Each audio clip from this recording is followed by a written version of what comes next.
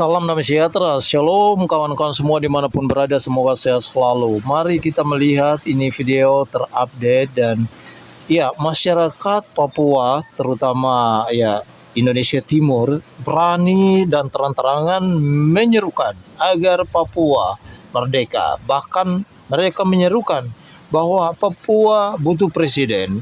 Papua ingin lepas dari Indonesia. Apa alasannya? Ini adalah isu-isu krusial yang mereka angkat ya. Isu-isu ini menyangkut dengan pemerintahan Indonesia sebelumnya, bahkan pemerintahan Pak Prabowo sekarang. Mereka merasa bahwa telah diabaikan hak-hak mereka di Indonesia. Ya, mungkin isu ini salah satunya adalah tentang kebebasan umat beragama di Indonesia. Dan yang kedua, kita akan melihat bersama-sama. Ya, jangan skip video ini, mari tonton. Ikutin dari awal sampai selesai dan semoga komentar kalian juga sangat membangun. Ya. Haleluya! Haleluya! Haleluya!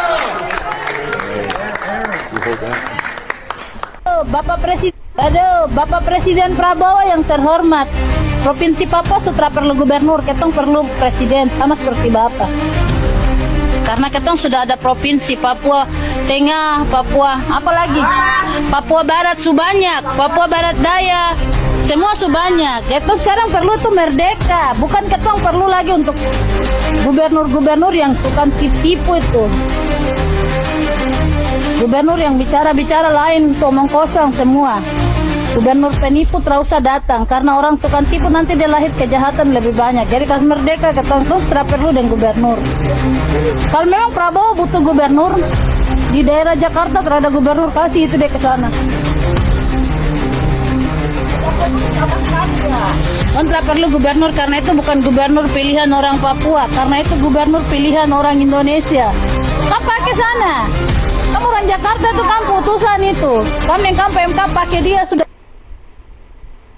Aduh. Turun. Hai masyarakat Papua di mana kalian berada, apa kabar? Ya, selamat sore untuk kami semua hormat ya.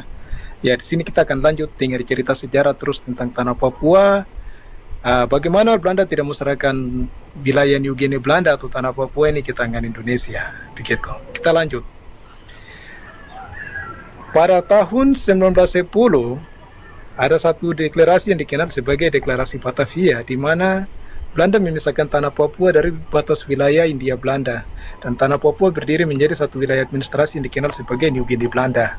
Ya, wilayah administrasi New Guinea Belanda sudah setara dengan Suriname, Madagaskar dengan Hindia Belanda. Gitu. 28 Oktober 1928 terjadi satu sumpah pemuda yang luar biasa, yaitu pemuda-pemuda dari Sabang sampai ke Ambon. Mereka kumpul dan rencana dan buat satu sumpah untuk bentuk satu negara yang merdeka, yaitu negara Republik Indonesia. Ya, itu pun tidak ada orang asli Papua yang terlibat dalam sumpah pemuda itu. Ini sejarah yang catat ya, bukan saya yang bicara. Begitu. Ya, kita lanjut. Pada tanggal 17 Agustus 1945 ketika Soekarno dengan Hatta hendak deklarasi kemerdekaan negara Indonesia, di situ pun juga Dong Dua mengaku bahwa batas wilayah negara Indonesia sesuai dengan wilayah Hindia Belanda dari Sabang sampai Ambon. Jadi kalau ada yang bilang Sabang sampai Merauke itu omong kosong. Di Putete tipu dia itu. Tidak ada Sabang sampai Merauke dalam deklarasi Indonesia.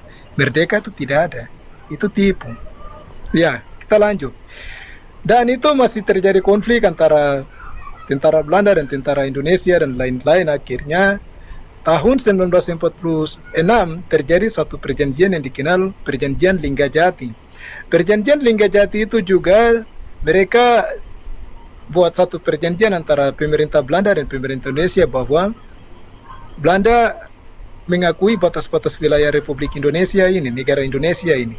Tapi di dalam situ mereka tidak bahas tentang yang namanya Papua bergabung ke dalam negara Indonesia, itu pun orang tidak bahas. Nanti 1948 juga ada satu perjanjian yang dikenal sebagai Perjanjian Renville. Perjanjian Renville itu juga orang tidak bahas tanah Papua bergabung ke dalam Indonesia, itu pun tidak ada. Jadi teman-teman dengar baik-baik, orang hanya bahas tentang batas-batas wilayah negara Republik Indonesia dari Sabang sampai Ambon.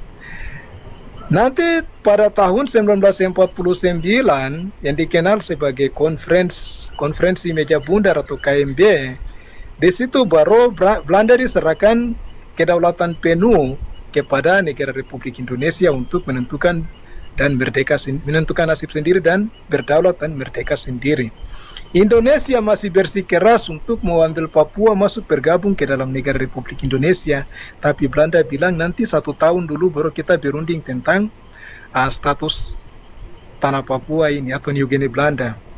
Pada tahun 1961 bulan September, Belanda sudah buat satu laporan di sidang PBB bahwa dia siap berikan New Guinea Belanda atau West Papua ini menentukan nasib sendiri dan berdaulat dan merdeka.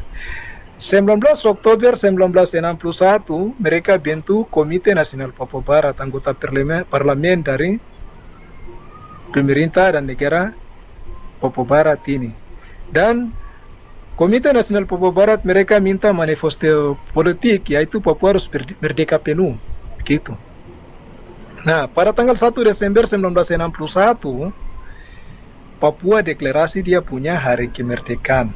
Jadi teman-teman ingat, deklarasi kemerdekaan Papua itu Belanda tetap masih tinggal di tanah Papua sampai dengan tahun 1970. Di situ baru Belanda bisa angkat kaki keluar dari tanah Papua dan Papua dia berdiri bebas di dia punya tanah dan dia merdeka dan berdaulat sendiri. Tapi rencana Belanda itu digagalkan dengan yang namanya Hari Trikora 19 Desember itu. Indonesia masuk bikin air kabur dengan agresi militer dan segala macam. Akhirnya 2 perjanjian yang terjadi, perjanjian New York bulan Agustus dan perjanjian Roma bulan September tanggal 30 itu. Di dalam 2 perjanjian itu mereka sepakat bahwa Papua harus siap menentukan dia punya nasib sendiri juga. Tapi yang terjadi apa? Referendum atau PPRA 1969 tidak sesuai dengan hasil perjanjian New York atau hukum internasional, tidak. Semuanya sepihak dalam tekanan militer Indonesia, begitu. Jadi teman-teman harus ingat baik-baik bahwa status kedaulatan bangsa Papua Barat masih menjadi tanda tanya dan masih jadi pro kontra sampai dengan hari ini. Oke? Jadi tidak ada satupun resolusi yang mendukung bahwa Papua ini bagian dalam negara Republik Indonesia. Tidak ada sama sekali. Resolusi 2524 itu tidak bicara Papua bagian yang sah dalam negara Republik Indonesia. Oke? Shalom. Tuhan memberkati kita semua. Wah, koyau. Indonesia menghargai kemerdekaan setiap bangsa. Ya, omong kosong. Papua tidak pernah menyerahkan diri ke Indonesia, teman-teman. Tidak pernah. Ya. Papua dari dulu memperjuangkan kemerdekaan, ya, yang tidak ada hubungannya dengan Indonesia, Palestina, cuma karena agama dibela mati-matian. Ini sudah keracunan apa ini pemimpin-pemimpin? Ya, pikirannya ini keracunan apa, teman? Saya tidak mengerti. Tidak ada hubungannya sama sekali, cuma karena satu ajaran yang dibawa oleh Muhammad itu yang diperjuangkan mati-matian. Ya, sementara Papua yang tidak pernah menyerahkan diri, tidak pernah didengarkan suaranya, itu mereka punya hak untuk merdeka, teman. Ya, Papua tidak pernah menyerahkan diri, dan dari dulu Papua ingin merdeka. Ini juga hak segala bangsa. Ya, di mana Indonesia? Jangan cuma membuat standar ganda. Jangan cuma menginginkan kemerdekaannya Palestina, tapi Papua yang berdekatan, yang ada di wilayah Indonesia sekarang dipaksa masuk di Indonesia, diabaikan. Mereka punya keinginan, mereka punya hak yang sama, teman-teman. Ya. Yeshua, hallelujah. Lord, I thank you for these men, these great men, Lord, who are ambassadors. Oh, you want to translate? Tuhan, saya mau berkati para diplomatnya Tuhan.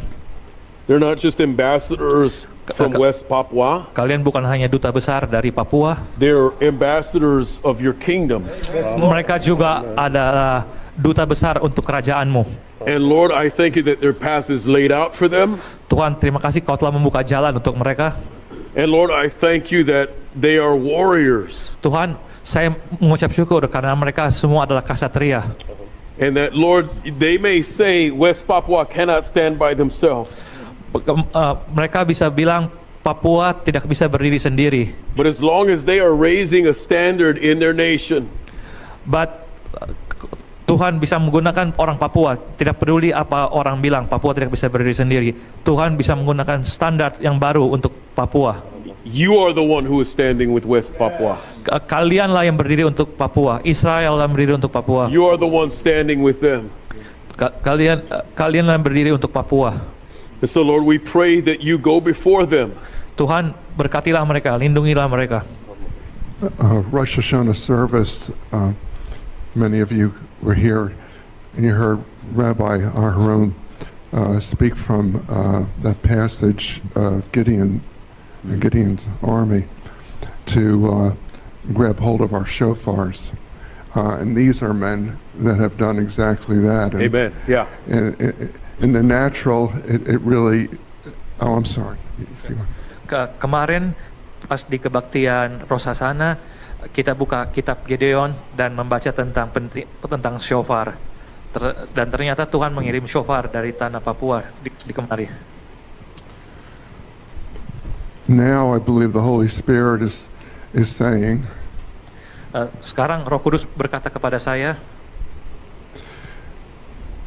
Gideon's army was very small. tentara Gideon itu hanya kecil, hanya 300. Now is the heart of God for that army to Tapi yang penting ada hati Tuhan pada pasukan itu. explode into great numbers from the church. Dan seperti itu dengan gereja, boleh jumlah kita sedikit, tapi hati Tuhan ada pada orang Papua dan ada pada gereja, dan kita bisa mengalahkan musuh-musuh. As Jack is speaking, I just had to go get the shofar. We're going to sound it here. Amen.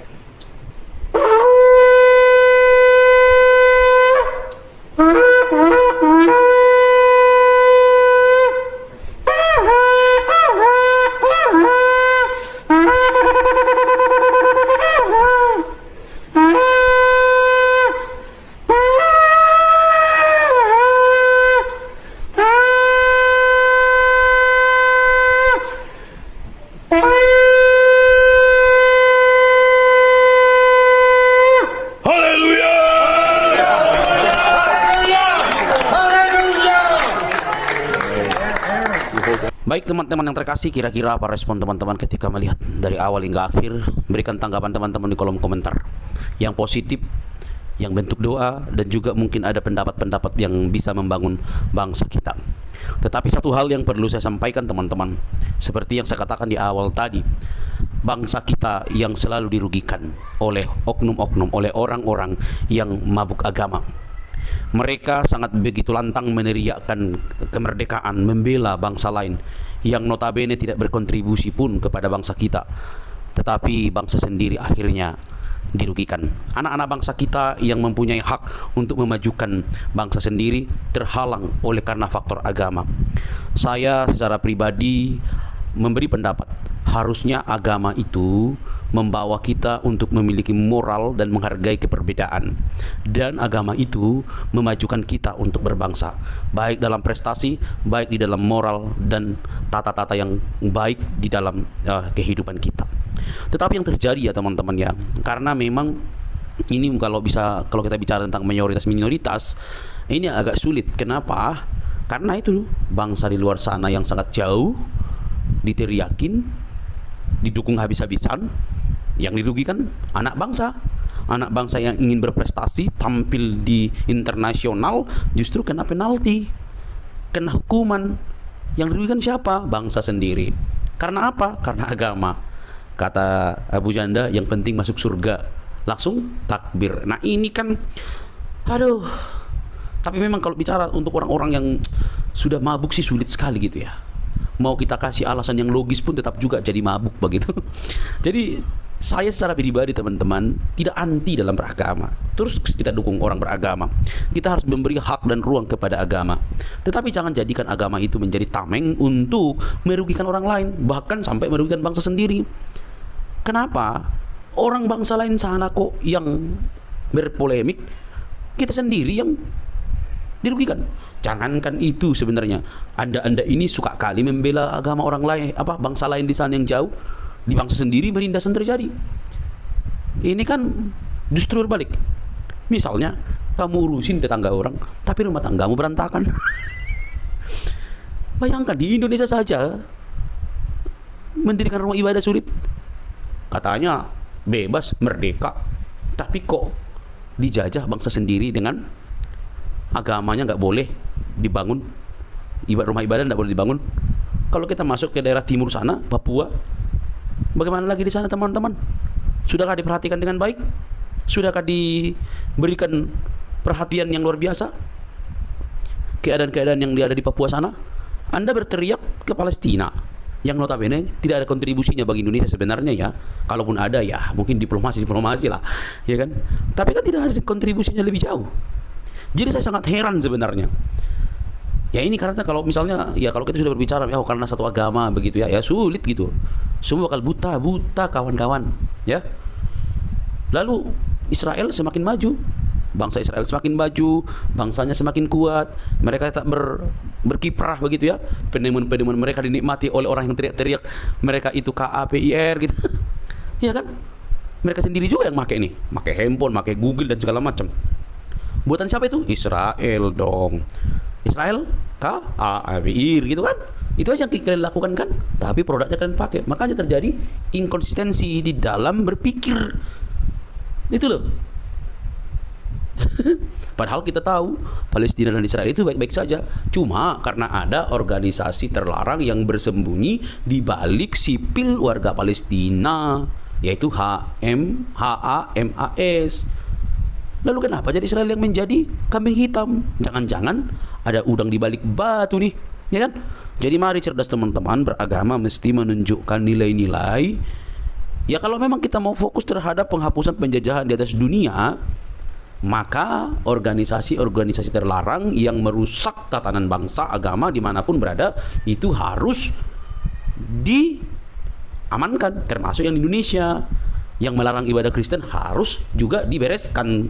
Itu tuh yang membubarkan ibadah orang, yang membubarkan orang berdoa gitu ya, harus juga diamankan gitu loh. Jangan sampai kita teriak, "Woi, kita ini saudara kita seiman di sana, ini gitu ya," tapi di negara sendiri dibungkam. Oke, teman-teman, tapi itulah kalau orang hanya ingin memperhatikan yang seagama. Oke, teman-teman, jangan baperan ya. Mari kita terus dukung bangsa kita supaya terus berjalan, dan anak-anak bangsa mari melek dan ingat, sampai kapanpun tidak akan pernah terjadi prestasi kalau Indonesia masih melarang atau masih mabuk agama, teman-teman. Oke? Bertuhan mesti mendekatkan kita dan mengasihi sesama. Itu yang benar ya, bukan malah menjauhkan, apalagi teriak-teriak para kafir di mana-mana kan? Nggak boleh. Oke? Tuhan memberkati. Jangan lupa untuk men-share video ini, subscribe, komen, like, share sekali lagi ke media-media teman-teman. Tuhan memberkati kita. Terima kasih kawan-kawan semua. Itulah video yang kita tonton, dan saya berharap ya teman-teman adalah orang-orang yang diberkati, orang-orang yang netral, dan orang-orang yang positive thinking. Dan mari kita sama-sama berdoa buat pemerintahan Pak Prabowo, pemerintah Indonesia semakin bijak dan juga mendengarkan keluhan-keluhan dan aspirasi masyarakat. Mungkin saat ini adalah isu-isu yang diangkat oleh masyarakat atau umat yang dianggap minoritas. Semoga pemerintah juga membuka mata, membuka hati, dan berbesar hati untuk menerima setiap masukan-masukan dari masyarakat Indonesia agar Indonesia jauh lebih bagus, jauh lebih maju. Ya, seperti isu-isu di Indonesia Timur saat ini semakin menggemparkan, dan semoga pemerintahan Indonesia terus diberkati Tuhan.